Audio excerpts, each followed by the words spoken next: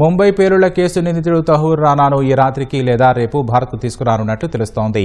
చట్టపరమైన ప్రక్రియలన్నీ పూర్తి చేసి అమెరికా జైలులో ఉన్న రానాను అక్కడి అధికారులు భారత్కు అప్పగించినట్లు సమాచారం.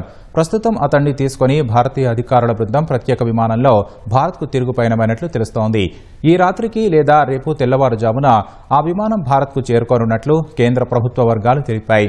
64 ఏళ్ల రానా లాస్ ఏంజల్స్లోని మెట్రోపాలిటన్ డిటెన్షన్ సెంటర్లో ఉన్నాడు. తనను భారత్కు అప్పగించొద్దని అతడు వేసిన పిటిషన్ను అమెరికా సుప్రీంకోర్టుకు తిరస్కరించింది. భారత్కు పంపిస్తే చిత్రహింసలు పెడతారని వేసిన అత్యవసర పిటిషన్ సైతం తిరస్కరించింది. దీంతో అతన్ని భారత్కు అప్పగించేందుకు మార్గం సుగమమైంది.